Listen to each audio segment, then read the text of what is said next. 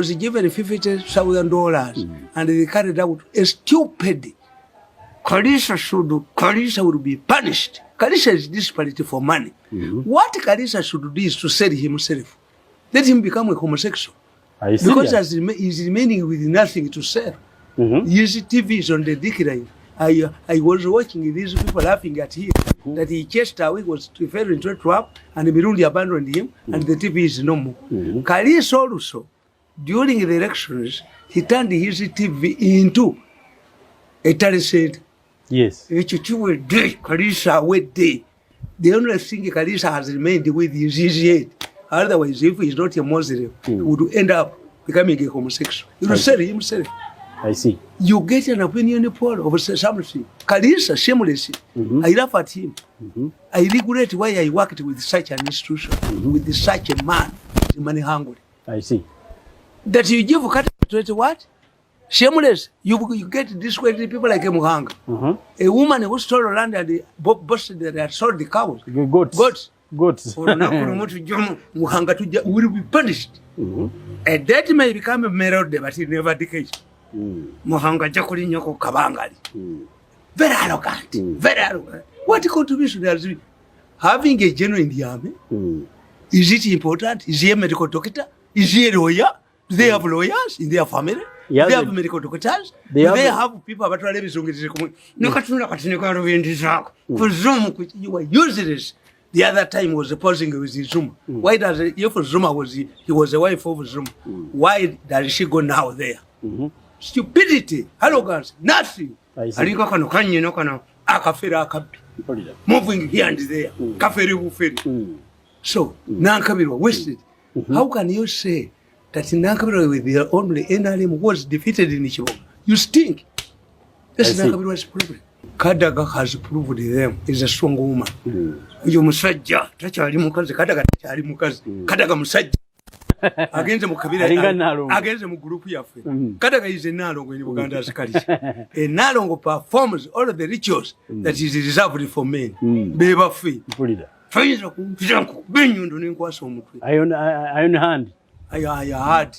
I had them in this in the morning meeting.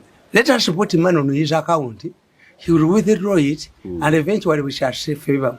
Muziteke combat basajjamu. Nyizo zijja ko yomulenzi nagweddalu. Money, where did you get this money? I saw these people in their purpose. You pesa mulipata wapi? Was stupid, you are idiots. That you put money on my account. You put money on my account as you decided in this morning meeting. They're stupid. I was watching them, and the chairman proposed to somebody. Why don't you put a bullet in his head if he's causing trouble for us? How we can send the policeman, hold a gun, shoot him dead, and the other shoot him dead and kill the evidence. The following that very day, 2 days later, they sent here a policeman without my knowledge. I did something. I told him, never come back here again. Yesterday, when I came, I found one of the policemen who were sent here, drunk, pretending that he was drunk. And was terrorizing my family member. I was going to shoot him. I told him, you put down your syrup. Sirakini, or I shoot you. Yes, he's not coming. Once they bring him back, I will shoot him. This is how we can. Why do they send questionable characters in my home? You ever do an issue? Nagazo Kudanga, terrorizing about Beshas, Nadinjamut. Let them send here a stupid man and shoot him. And I go to the president and explain. A person who should be sent to guard me must be a highly disciplined man. With this information at my back, at the back of my mind, that I'm supposed to be shot and to kill with the evidence. Those who are shooting me should be also killed. Let them send here stupid people and shoot them before they shoot me. Shooting someone who has shot you means killing evidence. Yes. Bamulet, Beshas, Nadam with one issue. I was going to shoot him. I told him, I'm going to shoot him, Kirakin. Why do you send the drunkard to my home? Why are they changing the guards every day? send the stupid man, I will shoot him and explain the issue to the president. Yes. So therefore, any I know that all of those holy alliances, like the one I'm seeing with those who are peddling Olanya, it will end up in disaster. The only problem I ask God, it should end up in their homes, and their children should suffer, not Ugandans. I see. Yes. I'm asking, why is it that there is always war when it comes to changing positions? When there is a key position to be decided on, NRM has to fight. You cannot say, unless you are Kalamajongo, you can, because the Kalamajongo said that there is no rape in the Kalamoja. A girl must prove to you, if you cannot rape a girl in the Kalamoja, but you must identify a girl you want to marry. Because if you rape, you take it. It's not a Kamalagaranga who take a mulu, Bufumita jump. You rape a woman, a girl in the Kalamoja, you marry her. But you cannot tell me that a person who is popular, who should be a speaker with all of the respect and the privileges, you need to buy MPs. You needed to change venue to intimidate them. That election should be conducted in the State House.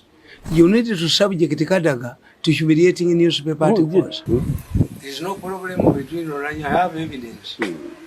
The family is split into two over successful.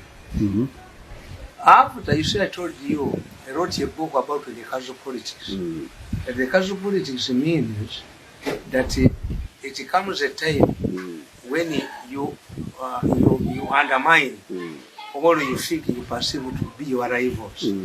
The battle is between you with Wagogo and the Afende Mugozi. Serious. I declared that I'm in the Mugozi's team because of what I hear, what I capture them. Even this morning, they were having a meeting in one of the hotels. Yes. So why are they doing this? They want to undermine every person. They are targeting Afende Mugozi. They are targeting Kadaga. They are targeting Katumba Umar. And this happened in Kenya. It don't normally happen. When the president reaches old age, then there is scramble for succession. We have a man here who thinks that God gave him a right to rule us. In life, human is plan, but the final verdict comes from God. Yes. Mwanga helped your body to lead elections. Who topped him? At the time of the swearing, did it occur to Obote that Mwanga would overthrow him? At that time, there was a man, the Archbishop of the Anglican Church, Yono Kos, in one of the easy sermons during Christmas, he compared David Joko's statement, message, when he announced that Amin's government had fallen on Radio Uganda to Angel Gabriel, who announced the Malaika Gabdiri Yabulira Mari.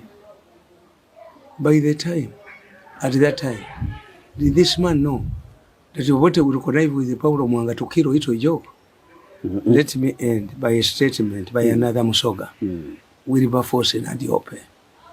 Nadiope, when you read Chirunda's book, The Crisis of No Confidence, Chirunda writes that after Obote had arrested the ministers in a cabinet meeting and sent them to Luzira, the vice president was also involved. The vice president, did it occur to Nadiope at that time that he even marketed Obote had said earlier that Obote was a name of the royal is a royal name among the Basoga. He directed the Basoga never to mention Obote as Obote. The Baganda called him Obote. How did he end? How did Obote end? How did the Obo end? This is why, when you read in Kirunda's book, Kirunda says that when he interviewed at Luzira, went to Luzira, talked to Wilberforce Nadiope, who was in Luzira, and said, you did everything to help Obote, and some people are fighting tooth and nail to ensure that Olaya takes the speakership. And he said, Chirunda said, says father, do you now regret? Nadiope made the wisest statement I've ever come across in my life. And I read widely. Nadiope said, don't blame my son for selling Chirunda. In politics, there is nobody who is tall enough to see the future. I see. I strongly doubt whether those who are sitting in the State House now are tall enough to see the future. Who commanded Operation Iron Fist, which sent Joseph Okoni to Garamba National Park. He died in a chair of a plane on his return trip to from South Korea. What about governments? The above also applies to governments and leaders. The Baganda said that Kabaka Tata Kariisa, meaning that leaders don't commit mistakes to order killings of people, but their decisions are influenced by the confidence who pursue selfish interest.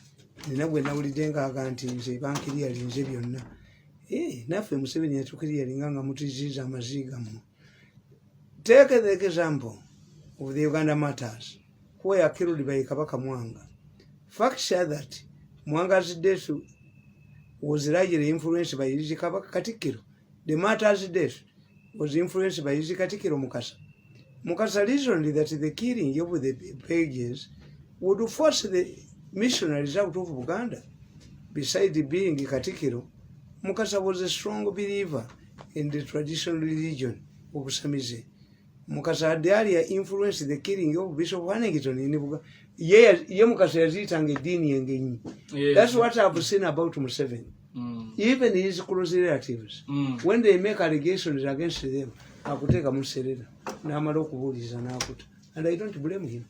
Where he made a mistake on me, but we was a mood. Was here is a man. Here was Andy Muavu. Museveni arose Andy Muavu. Kamuteke enough in a sent. To move as an arrows and by Jackons here, I know Mukazam to Muteka, but Norinjo, but Bunny Button Katia. I will never work with them. Kunsimoka buri ne muguru. Bwenda bakadaga nyiga nokunyi. Tinaka bire yakubye kulongoje. Nabo tibayina malugo. Ewan nze waffe. Kastonjo kane kutwala yo. Sentence je nkusabidde nti death penalty. Oboja jofuna sesalawo. That's why I tell them, leave me to go. Tetulidda mukolagana. Mumpaka tukange ngende. Yes, if they is there. If they're not there, you will go. Maukaninga babigo. Babigo. Kakati nkugamba. This also applies to modern security. Whoever beats security can easily kill you. There is also another proverb. This that kills a dog must first blow its nostrils. Orunatawakabwa lumuziba nyendo. A dog's survival depends largely on its ability to sniff. Therefore, once it loses its sniffing mechanism, if a government loses a battle to crimes, it does it through failure by its intelligence organizations, and it dies like a dog. The nostrils of a dog are comparable to intelligence services of the state. Once the intelligence organs fail to sniff out the enemies, the state collapses, and it will collapse. Okujjako president yakoze kuleeta bano ab'amagye kuba baabakutteko. Waliwo Kabaka yagambanga nti empologoma eridde abantu nga bamugamba. Ssaabasajja empologoma eridde abantu eridde nnyabo. Ate lwe yagenda ng'eridde nnyina yamutya mukuba abambowa n'abaleka. I'm happy. Kigudde ku bajjenoosi. Bassa abapoliisi nga basirise. Abanyarwanda bwe bali bajja mu Buganda okulima beebakanga bwe bati. Empologoma bw'ejja nejja ku kiramutwaye. Ab'amagye babadde mu kiramutwaye. Kakitwaleka aba kiramutwaye. Bajja kuva mu kiramutwaye. Ab'amagye. Hey! The attack on Katumba Wamala is an attack on the military. If a person can have it in his mind that can attack a general, the army's invisibility is at stake. Tunaona konafu. Kireka wa security yeggwanga abantu yadde nti eri guruguru let me tell you nti Al-Qaeda is headed by highly intelligent people. Al-Qaeda gwe bamasheeka bano bemulaba ababuli abasajja abalungi ennyo abo bakamugabaani batakataka basomera mu jjuzo. They are highly educated people. Babasomesa. If Uganda is planning to send soldiers in Congo, who is in Eastern Congo, ADF, what if Museveni chooses an experienced general? Nabagamba natiba ampulire, that's why I cannot be killed. Nabagamba nti Katumba Wamala ye musajja talina ssasi mu mubiri baali mutaddemu. Luli wakyogera mu program yaliko. Yes. Nti entalo zaalwanye nnyingi naye talina ssasi mu mubiri. Tebaali mutaddemu. Tebannalijja namu. Bawulira nakati kwebali. Bakuwulira. Bawulira. Nakati kwebali. Nakati bampulira. Yes. And let me tell you, tubule dakiika 10. Let me tell you, summary njimaze. Nembaga nti intelligent teri gwanga ligwamu kintu nga kya Katumba Wamala. Nezisigala bwe zityo. We would see generals beefing up their security.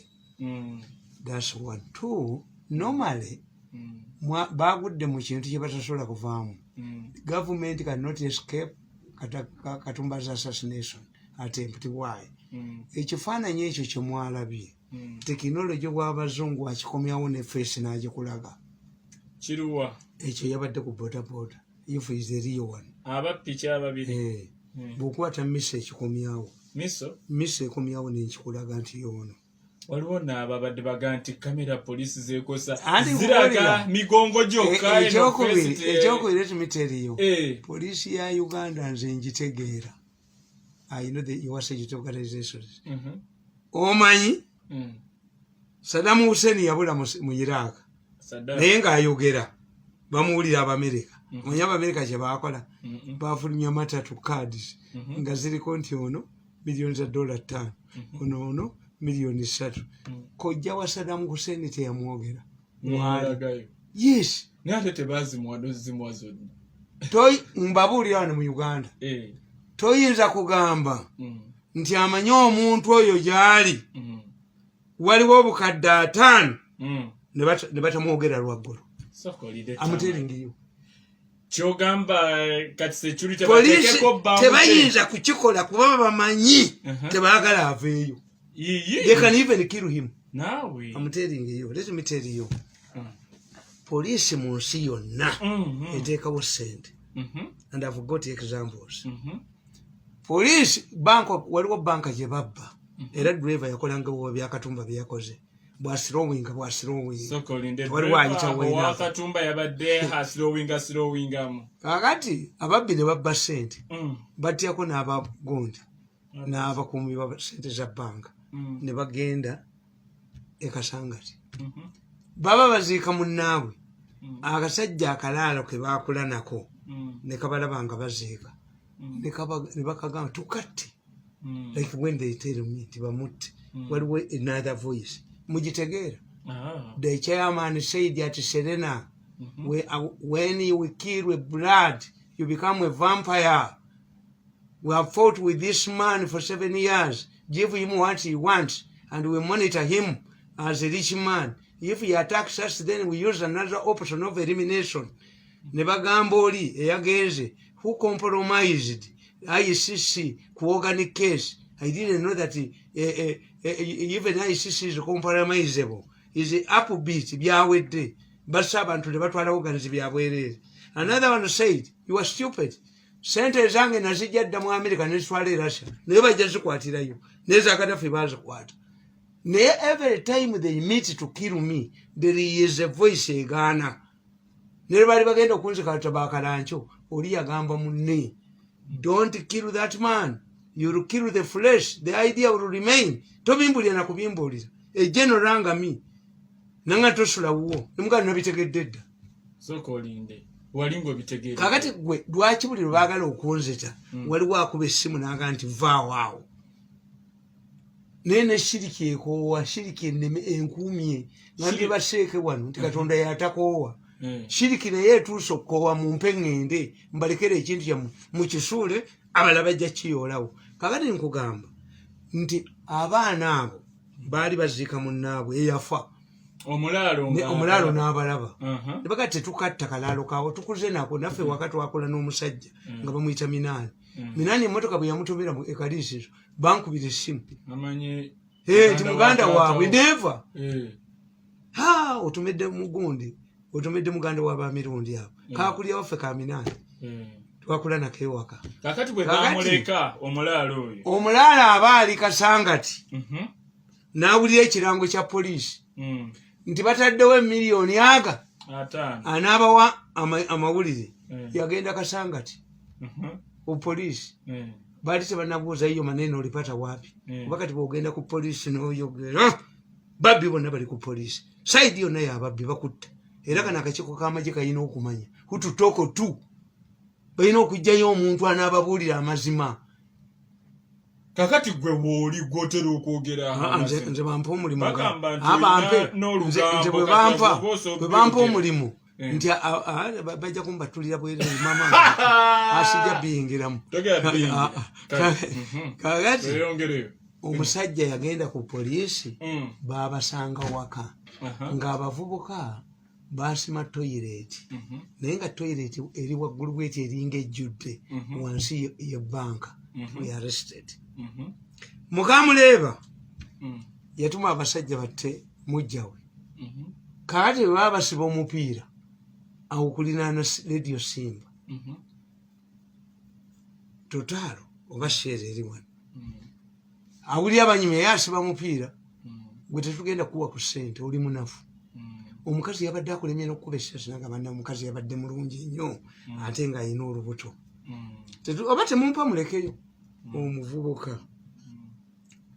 yali asiba omupiira yakwata ennamba ya mmotoka yakwata ennamba yaki y'emmotoka aba ali awo nga poliisi efulumiza statement anaatuzuula ku mawulire agatuyamba omuvuga yakuba essimu yagenda ku poliisi when the police was still trusted mukamuleeba n'akubira munne essimu mukwano gwe waba weebale kunsabira ebintu byange kati ebintu by'abaana bange bokka kakazi bakasse kozi akubira hausigalo hausigalo namuga nti mami tannadda n'oyo hausigalo olwawulira nga bataddeko ssente naye n'agenda ku poliisi mukamuleeba yayita omusawo omuganda ewaka bakwate omuzimu ne hausigalo wewaka olwawulira ssente mukamuleeba was convicted yalina accountant eruzira mpulira kati ali mu kkomera why oba abazungu babikola yes poliisi ya wano tebikola because yo yennyini waliwo chairman yali mubbi chairman nga bw'otuula naye chairman w'ekyalo nga bw'otuula naye abba essimu yo ate ye munaamufuuza kakati waliwo omusajja ali mugezi naddira essimu ye n'agireeta naye ng'evuga kide ekide okimanyi bo abuuza essimu ye tagiraba ani agiina mukeberaawo kyenva mbaga nti omwavu ogenda mu gavana omugagga n'afuuwa bafulumyani ye katonda mathematician ekizozi ya motoka tekuba gyeva naye ate yekizozi y'omuntu ekizi kyo kiwunyi otambula nakyo toyinza kukyekweka era okiwunyiro tukisindikira banno kakati chairman ng'omusajja yamuteeka n'agenda agikubako bo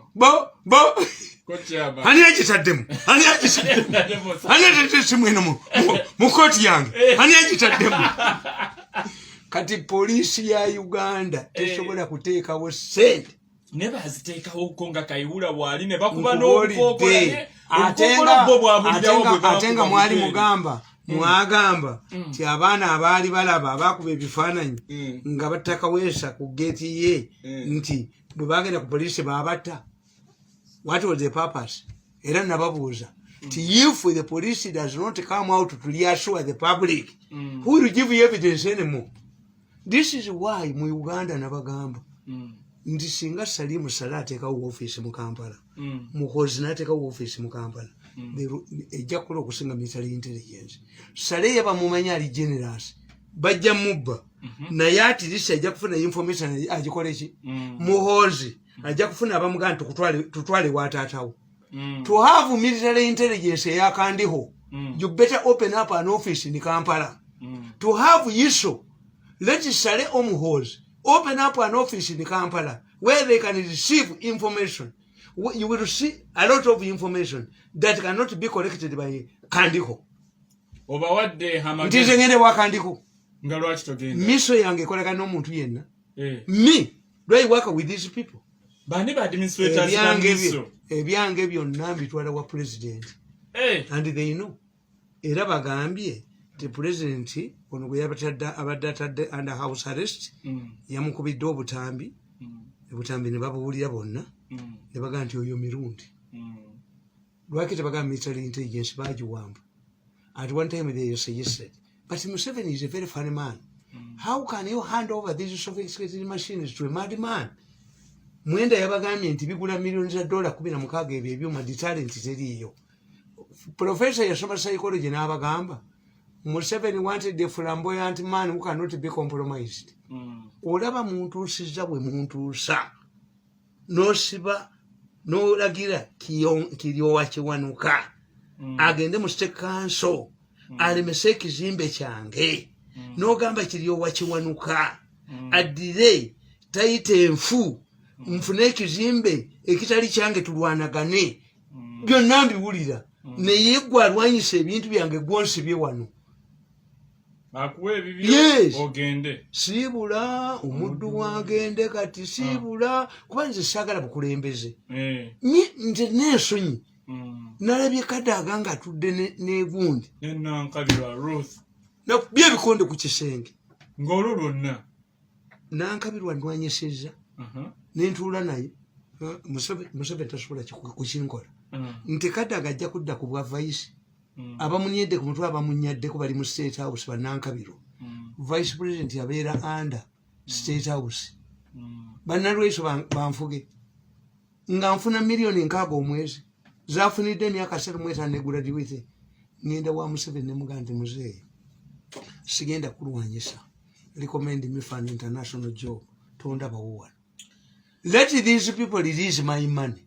Let these people release my financial resources.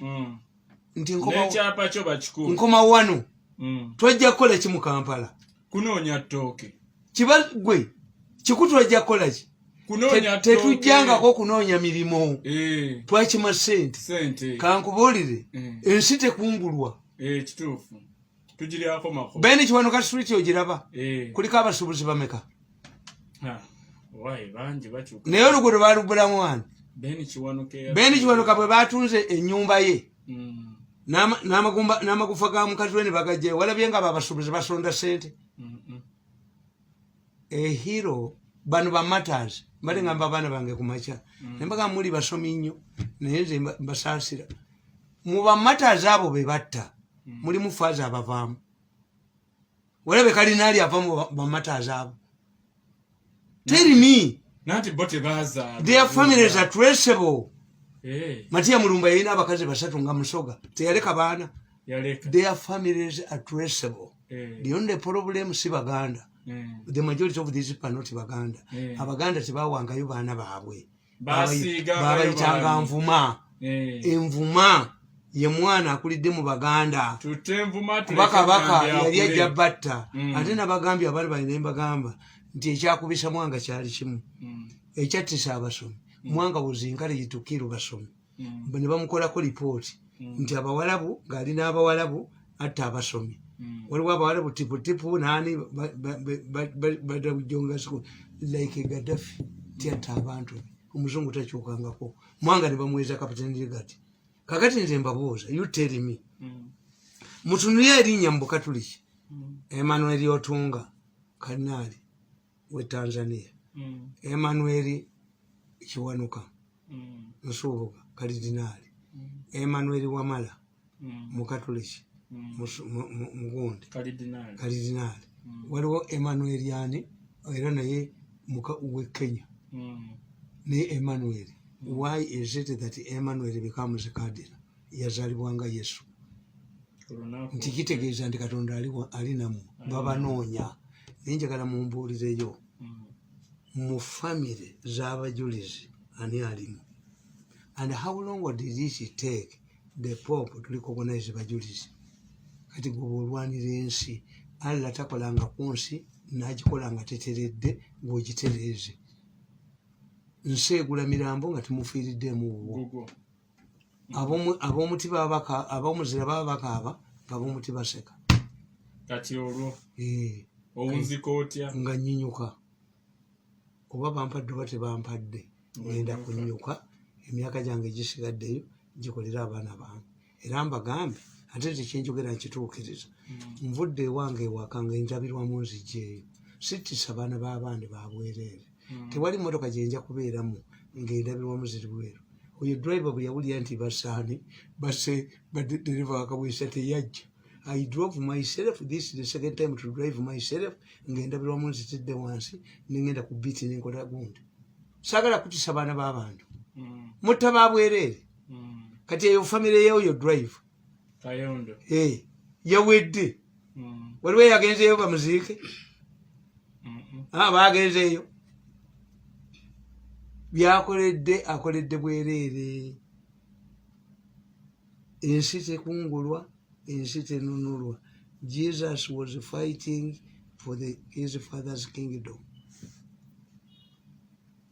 Ate ezo bodaboda kambabuulire.